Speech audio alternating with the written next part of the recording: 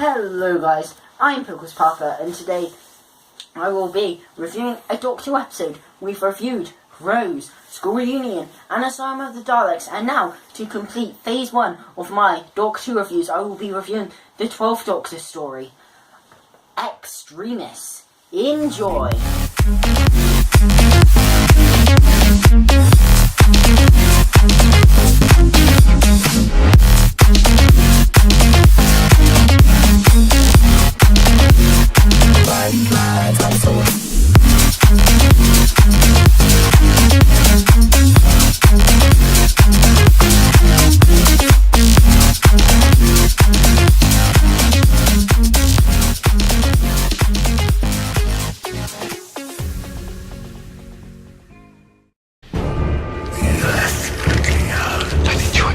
The Pope requests most urgently a personal audience. The Veritas contains a secret. Everyone who worked on the translation is now dead. Very few know this place exists. The Hereticum. You're blind, and you don't want your enemies to know. But why does it have to be a secret from Bill? You happy in those shades? In darkness we are revealed. Something's coming, Bill. Something very big. And something possibly very, very bad. You're the one who should be afraid. Never. How can I save them when I'm lost in the dark?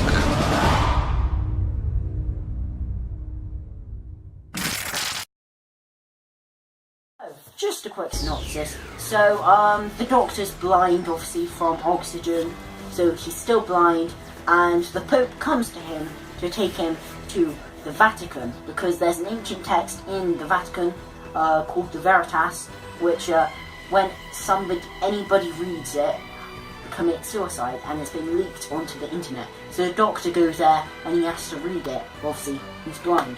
So they go to the Vatican, and Bill and Nardo find out that the whole world is a simulation, and they're not real. The Doctor tries to read the Veritas, but he can't. He tries to regain his sight, but he can't, whilst under attack from these creatures called the monks. So then the Doctor ends up having to listen to it. He discovers it's a simulation, and Bill and Nardo somehow get pixelated and fade off, and the Doctor then realises that these creatures, after listening to the Veritas, realises that these creatures have created a simulated world which they can conquer in preparation from then they conquer the real world. So the Doctor knows that and somehow sends all the information he's learned in the simulation world to his real world self, and the Doctor in the real world then warns Bill that an invasion is coming. But whilst all this is going on, there's another plot where Missy is being executed, and the Doctor has to execute her because the Time Lords can only be executed by another Time Lord, and obviously it's the Doctor who has to execute her because the Time Lords are very hard to come by these days, as the guy says. So yeah, the Doctor takes an oath that he will look after this body for 1,000 years. He executed her, but after seeing Nardo there, he just says, and they realise that he never actually killed Missy, because in the oath it says he has to look after the body. It never said living or dead, so he just sort of set Missy to sleep. So he puts Missy in the vault, and then obviously we know Missy's in the vault, and he calls on Missy at the end for help because the monks are going to invade the world. And it leads on to the monk trilogy that mainly everybody says is where the dip point for Doctor Who Series 10. Obviously this episode is in Series 10, which was only not long ago because we're obviously in November now, and this was probably about May, June time, possibly when this episode went out, so it's not that long ago. So I don't have any nostalgia or any memories rewatching it, obviously, apart from the memories of watching it a few months ago when it was on broadcast. Now, I'd never gone back to watch this episode after it aired because I absolutely hated this episode. I didn't get why people loved it. was my least favourite episode of Series 10, and it was the worst, I thought, in my opinion, was the worst episode Moffat had ever written. Worse than The Doctor, the Widow and the Wardrobe, in fact. And I gave it a 3 out of 10. I just hated this episode. And I never went back to watch it because I was just like, yeah, it's rubbish. And I couldn't understand why people thought it was great. But yeah, obviously I've gone back to watch it now, and that's mainly the reason why I wanted to do this episode as the first Capaldi episode, because it's quite a recent one, but I think that I wanted to see if my opinions of it would change, as obviously everybody else thinks it's great, and I didn't. So, have my opinions changed? So now, let's find out. My first talking point, which is obviously what we get introduced first in this episode, is the whole Bolt subplot. Now, this had been the sort of story arc running through the series before this episode, and I do quite like the premise of this, how they're on some weird planet somewhere, and Missy's then she's going to be executed and the Doctor has to execute her. I liked that kind of idea about it. I like that they're on some planet somewhere with these sort of ancient looking guys.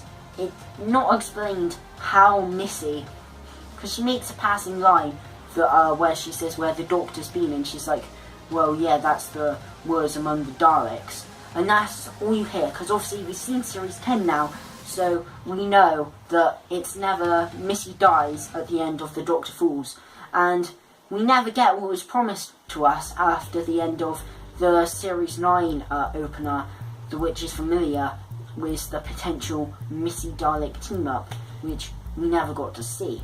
So it's sort of like, yeah, they sort of forgot about that, make a passing remark to it. Here, Missy's suddenly now getting executed, and the Doctor has to execute her. Now, this has obviously taken place before the return of Doctor Mysterio. So it's, this sort of subplot is placed between the husbands of Riversong and the return of Doctor Mysterio. And despite I love the premise, I do not like the payoff at all, because it's very clear that Missy's in the vault, and I think it was very easy to guess that she was in the vault before this episode, but nobody wanted Missy to be in the vault. Everybody wanted John Sim to be in the vault, but Missy was. And what I don't like is, even before the post-credit, the actual title sequence, it skips to a bit of the Doctor in the vault, and he's like, Missy, I need your help, and you're like, why have you just literally just told us?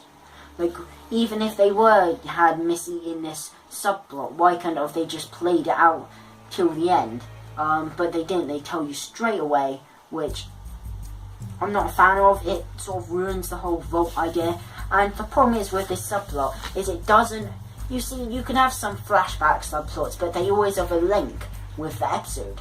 Now, this subplot had no relevance to the actual episode at all, so it feels like Moffat needed to fit this in somewhere. Oh, we'll just slot it into this episode, because it kind of has a relevance when it doesn't at all.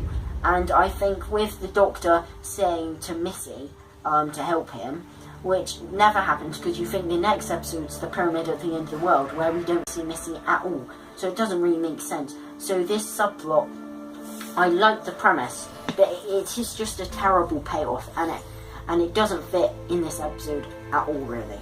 It's just something just shoved in there because they couldn't fit anywhere else. I do like about the title sequence this time out is that the transition effects from the scene into the title sequence, it's sort of like a sort of TV sort of camera sort of effect, like it like fizzles out in that sort of TV sort of a way into the title sequence, and then fades back into the scene, like interference, like when you get interference on TV, it sort of fizzles out. I really like this kind of sort of like decision, because there's a nice feel to this episode, and it makes the titles kind of unique. And also, I really like the premise to this. It's quite a dark premise. Obviously we're dealing with suicide in this episode, which hasn't been touched on before in Doctor Who. And obviously I didn't really like the premise in first watch, but I quite liked it this time, where you obviously have the Pope, because they have come to the Doctor because of something that the Doctor did way back in like 1912 or something. Maybe before 1812, I can't really remember. But I really quite like that premise. I like that we have the Pope involved, that we go to like the Vatican, and I really like the premise, obviously, of the Veritas, that everybody who reads it has taken their own life. It's a nice little intriguing premise. It's an original idea, nothing like it has been done before in Doctor Who. So I really like the idea behind this episode, and like it is very intriguing, like when it's first brought up. The music by Murray Gold, and I have to say I love the music. It's a big part of what makes the atmosphere so good, because you have sort of scary, jumpy music, but then I think the overall feel to the episode gives it a kind of like really nice spy movie kind of feel with the music. And I think it's definitely something that Murray Gold has never done before, so it's very nice that Murray Gold has composed some completely different style of music that he doesn't usually do in other episodes. So it's a very unique soundtrack for this episode, and I really like it. I definitely picked up on the music. It's not overbearing. I think it's really different style, and I really it gives a really nice different sort of unique feel to this episode and suits it really nicely. Now the Doctor's costumes. Now the 12th Doctor has an array of different costumes in this episode, and I really like them. Obviously we have the first one, we have that sort of battered sort of coat with the white shirt. I really like that. It sort of makes you feel like the 12th Doctor's been somewhere, like obviously because we have the battered coat, and I really quite like the combination that in the main story element, because obviously he has the hoodie and the whole jumper, but with the red velvet coat, which I think is a really nice combination. You can't always tell it's the red velvet, because obviously this episode is very dark, so if we went outside you would definitely tell that obviously it's the red velvet. But obviously I don't think I picked it up on the first watch that it's the red velvet, because you can't really see, because obviously it's really dark. You just presume it's his usual blue or black coat. But I think it's some really nice costume variants for the 12th Doctor in this one, and the music's really good by Murray Gold. You're wondering, if I hated this episode on broadcast, why is everything that I've been saying is positive?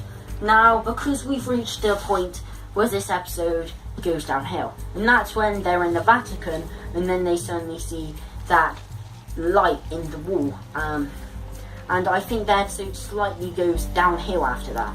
It gets a bit convoluted, it gets a bit ridiculous, and I think what would make a really nice premise sort of goes downhill. Then obviously we get Cardinal Angelo, who gets killed when he was barely in this episode. I think he could have been utilised a lot more, and I think it's never explained.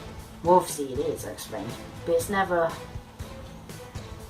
If the monks wanted the Veritas, why did they just come in here to take it then?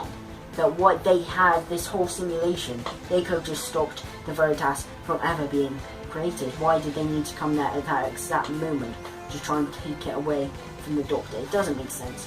I think as soon as we have that wall and the light and Cardinal Angelo gets killed and we reach the cage, I think the episode starts to take a dip of what was a very intriguing, nice little premise. I think it is starting to take a dip. Now the direction by Daniel Nepheim, I think it is. I think he's directed for Doctor Who before, could be wrong. But it's definitely interesting. It's different to what we've got in other episodes, and I think it is really nice. It gives a nice feel to this episode. I think his direction is very good. I think some bits are a bit confusing, like when we have obviously the weird Missy subplot thing, will then fade out to black and then cut straight to the scene. It's a bit interesting. I'm not sure I would have done that sort of effect, but I think it's shot very nicely. definitely really nice in the when they're in the Vatican. It's shot really nicely. Dynamic camera angles really help, and I think it's shot really nicely in the Missy subplot, obviously because the planet they're on is quite sunny. So I think it's really nicely shot as well. So the direction by Daniel Netheim is quite good actually. I think it gives a nice feel to this episode. We have the simulation, and it's an interesting concept if not fulfilled to its needs. Now obviously I'm a big fan of games, so it was quite nice to feel that all in a sort of game virtual world. It's a really nice concept, something that's not been done on Doctor Who before. And like I said, I think there's some really nice concepts in this episode. A lot of them aren't filled, but I think there's some really nice concepts in this episode. A bit like last week with Asylum of the Daleks. So I really quite like the simulation idea, and I like the whole string of numbers idea. I think it really quite works how they go into different worlds, and like how it's actually correct when you have the whole string of numbers, that when a computer gives you a random string of numbers, they're never truly random, which I think works, and it's good. So the simulation's a nice, interesting concept, if not fulfilled to its full needs, but I think it's a nice idea. Obviously this episode is the first appearance of the monks. Now it's hard to judge because they're not in it that much, and obviously having seen the whole monk trilogy, they aren't used to the best throughout the monk trilogy, and they're barely in their final story. But in this, I think they're quite creepy. I think how they're shot is nice. They keep them to the dark. I like that, and they seem to be quite powerful. So I think they're really quite creepy in this episode. Obviously, I said my problems with why they want to take the Veritas now. I don't understand it, especially as it's already been leaked onto the internet. Like, what? But yeah, I think that they're quite creepy and they're shot well. And despite them being a come to nothing for the whole rest of the monk trilogy, I think they are quite good in this episode. I have a lot of problems with the simulation, despite it being an interesting concept. How the hell does Nardole guess it's a simulation? Because if you look, you have all the projectors and things with a random string of numbers. You're still not going to guess that's a simulation. That's not the first thing that comes into my head. It wouldn't be common sense for Nardole to instantly think, oh, are we in a simulation? No, it doesn't show the obvious signs that they're in a simulation. So how the hell Nardole guesses? I don't know. Now, another problem with the simulation is at the end, where the Doctor emails himself, his real self, what he's seen in the simulation. How the hell does that make sense? When you're playing a video game, the character can't just email your real life self information about the game. No, that doesn't happen. And the Doctor says, no matter where you are in a simulation or not, you can still email. No, you cannot. It just does not make sense. Like, I don't get it. Where Moffat's head was with this, because the logic is just not there. And obviously I've already talked about the ending where the Doctor taps on there with Missy, said, Missy, we need your help. But that just tells us who's in the vault, what?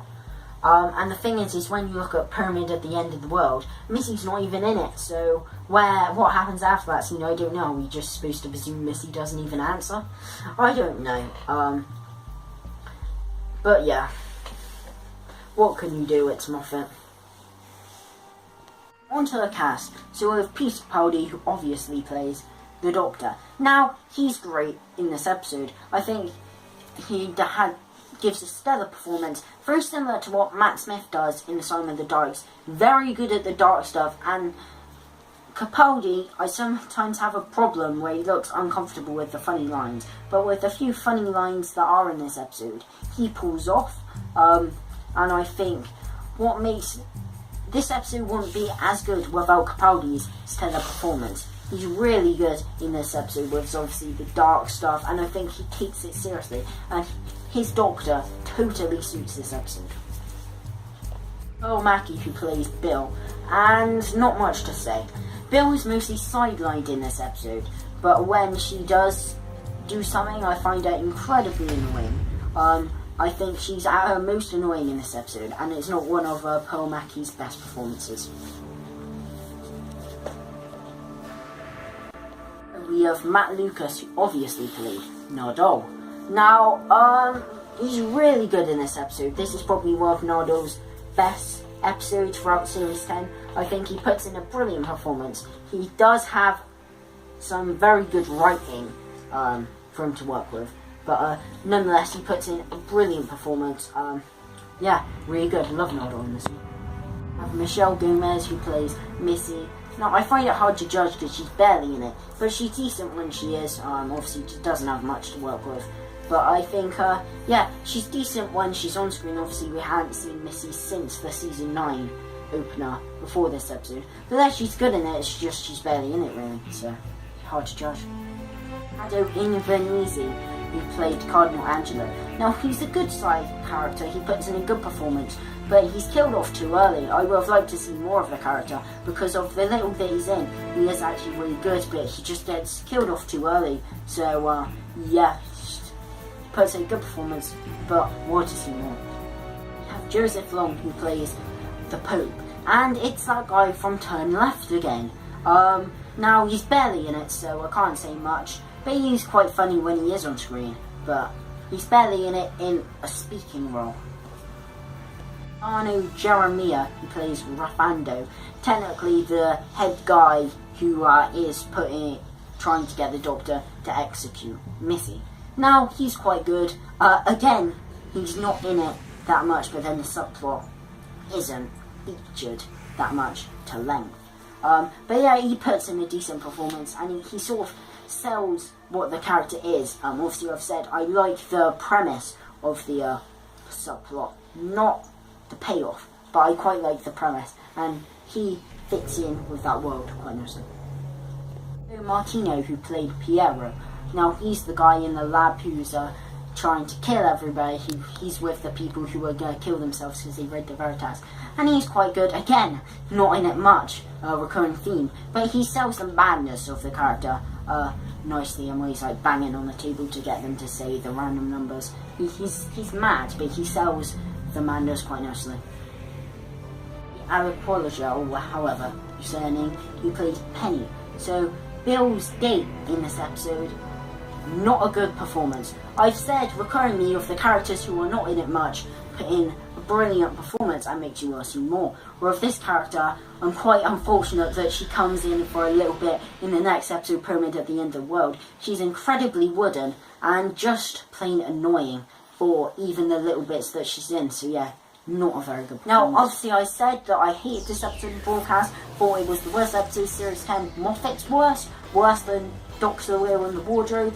But yeah, I've had a bit of a change of heart. Now, there's still very many flaws, but I love the premise of the Vatican whole idea, the missing subplot, the simulation, despite none of the payoffs being very good. Capaldi's performance was stellar, and the direction was brilliant, as well as the music. Now, it has flaws, as I've said, but so does Asylum of the Daleks, and I enjoyed that episode despite having flaws in it, but it had very good bits in it, and so is this episode, so I'm going to give it, the same as Asylum of the Daleks, a 7 out of 10. That's impossible. They were destroyed. Obviously, they survived. Who did? Who are they? You are the weakest link. You are live on channel 44,000.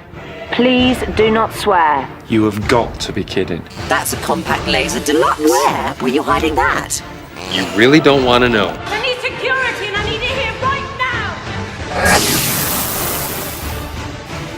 What was that? Just been evicted. You've lost! Oh my god, you get executed for that? Let him try. Who's Bad Wolf? We have a security problem. Continue working. Infection in 5, 4, 3, 2, 1.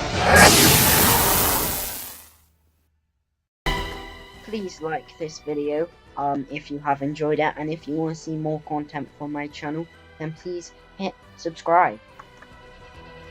Goodbye.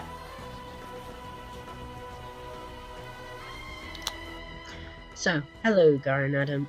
So the Time Warrior. So ironic that this story is in Season 11, as we did get some quite major news for the upcoming Series 11.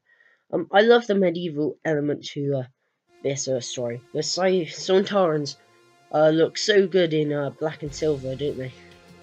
I love Pertwee's costume in this one. The green jacket with the bow tie. I really do like that. I love Lynx as a character, and he's portrayed brilliantly by Kevin Lindsay. It's Sarah Jane's first story. Now, Sarah Jane is my all-time favourite companion. You just can't beat her, and she's actually pretty good. Liz Sladen gives a pretty good performance in her first story, actually. I love Pertwee in this one. He puts in a really good performance. He's not one of my favourite Doctors, but he slowly creeps up that favourite Doctors list each time I see him more. I love Professor Rubish's character. He's played brilliantly by Donald Pemmier, and the ending is satisfying. So, of the other classic stories I've watched for the podcast, Horns of Nimon and Terminus, I wouldn't have minded if I just didn't finish it, but with this I just couldn't stop watching. The only negative I can find is sometimes the medieval guys were a bit over the top, but I love this story. 9 out of 10. See you guys next week. Go,